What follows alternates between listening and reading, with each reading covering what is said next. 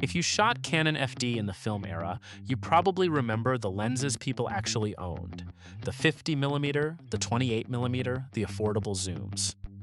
But above those everyday lenses was another kind of Canon glass, the dream lens. The Canon FD 85mm f1.2L was not built for casual snapshots.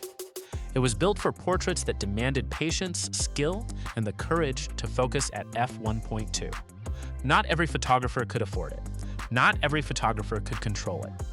If that kind of lens story is what you are here for, subscribe to Alt Buzz Lenses, because this channel is where legendary glass gets the story it deserves.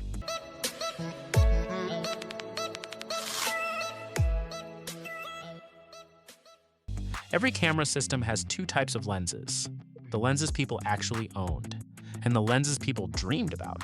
For Canon FD shooters, the everyday kit looked familiar: a 50mm prime, a 28mm wide, maybe an affordable zoom for travel or family shoots, practical lenses, honest lenses, lenses that did the job without asking too much in return. They were reliable companions, the kind of glass that never disappointed because it never promised anything extraordinary. But walk into a serious camera shop in the late 1970s or early 80s, and there was always something sitting behind the glass counter that felt different, heavier, more serious. The Canon FD 85mm f1.2L was not the lens everyone bought. It was the lens everyone noticed, and for the photographers who eventually picked it up and trusted it with a portrait session, the experience was something they did not easily forget. Some photographers spent years saving for it. Others simply admired it from a distance and moved on. But nobody who saw it walked away indifferent. Focal length choices in portrait photography are not accidental. A 50mm lens sits close to natural human vision, which sounds ideal. But shooting a portrait at 50mm means standing close enough to introduce subtle distortion. Go shorter, and the problem gets worse. Move longer, beyond 135mm, and portraits start to feel disconnected rather than intimate.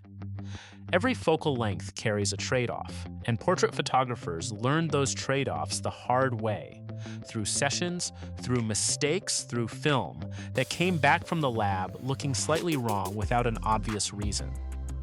85mm sits in between all of that with quiet confidence. The compression is natural. The perspective is flattering. The background separates in cleanly without feeling manufactured. It gives a portrait enough distance to feel graceful, but enough intimacy to still feel human. A subject relaxes at 85mm in a way they rarely do when a lens is pushed close to their face. That balance is why portrait photographers kept returning to it, and why Canon's decision to push it to f1.2 was not random. They were taking a focal length photographers already trusted and pushing it further than anyone had reason to expect.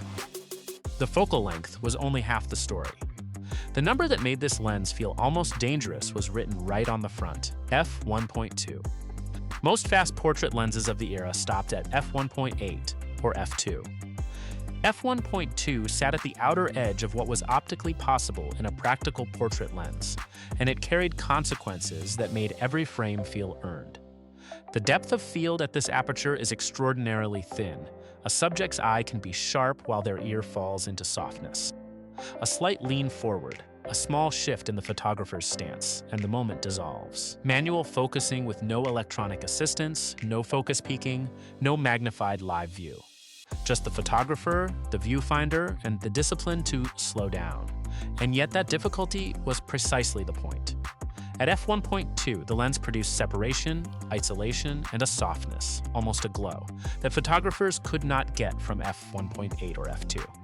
The light transmission at that aperture had a quality that felt specific to this lens, specific to this era, and specific to the film stocks that portrait photographers were loading into their cameras at the time. At f1.2, this lens did not forgive careless focusing. It rewarded photographers who slowed down and earned the frame. There is a limit to how far technical language can take you when describing what a lens actually does to a portrait. At some point, the conversation stops being about measurements and starts being about feeling. The Canon FD 85mm f1.2L shot wide open on film, produced portraits where backgrounds dissolved into smooth, creamy gradients.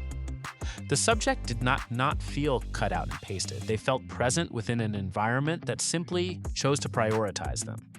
The bokeh had a warmth that matched the film stocks photographers were using. And together they produced portraits that felt cohesive, considered, and expensive, in a way that had nothing to do with the camera body. There was a dimensional quality to the rendering, a sense that the subject existed in real space rather than simply in front of a blurred background, that serious portrait photographers recognized immediately. This was not the kind of lens people loved because it made every frame clinically perfect. They loved it because, when everything came together, the portrait felt alive. And that feeling, difficult to manufacture, impossible to fake, is exactly what keeps photographers chasing this lens decades after production ended. If that kind of depth is what you want from a lens channel, subscribe to Alt Buzz Lenses. We are here for the lenses that actually meant something. The same thing that made the lens magical also made it difficult. The Canon FD 85mm f1.2L was physically heavy for its era, genuinely expensive relative to standard FD glass, and unforgiving in the hands of photographers who had not yet developed the patience it demanded. Every portrait session was a negotiation between what the photographer wanted and what the lens required. Patience in composing, confidence in focusing, and the discipline to slow down when instinct said to shoot faster. Photographers who arrived expecting convenience left disappointed. The lens had no interest in making things easy. Modern lenses are sharper, faster to focus, and far easier to use. That is not debatable. But the FD 85mm f1.2L was difficult in the way serious tools often are, not because it was bad, but because it demanded something from the photographer. It asked for skill, for patience, for a certain kind of stubbornness that serious portrait photographers tended to already possess. And lenses that demand something tend to leave a deeper impression than lenses that simply deliver. The story did not end with the FD mount. Canon never really walked away from the 85mm f1.2 idea. When Canon moved to the EF mount, they returned to this specification with renewed seriousness. The EF version became one of the most recognized portrait lenses in professional photography for decades, used in weddings, editorial shoots, and fashion work, by photographers who understood exactly what the focal length and aperture combination could produce. Then came the RF mount, and Canon returned again, not out of habit, but as a deliberate statement that 85mm f1.2 was their portrait lens. Not one of them, the one. Each iteration refined the formula, but the intention behind it remained unchanged. Canon's modern 85mm f1.2 reputation did not appear out of nowhere. The FD version helped lay the emotional foundation, and that continuity across 3 mount systems and 5 decades of Canon history is not coincidence. It is commitment.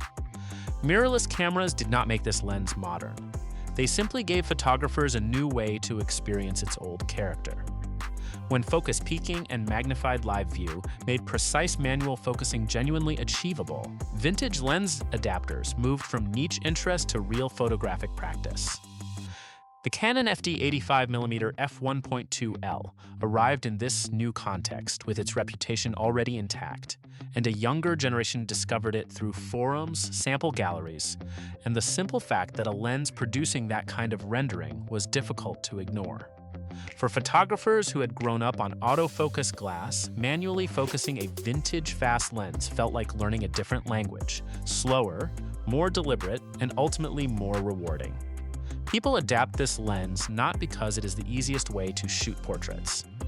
They adapt it because it produces something specific, a look, a mood, a connection to a particular era that newer glass, for all its technical advantages, does not replicate. Mirrorless gave this lens a second audience. The lens gave that audience a reason to slow down.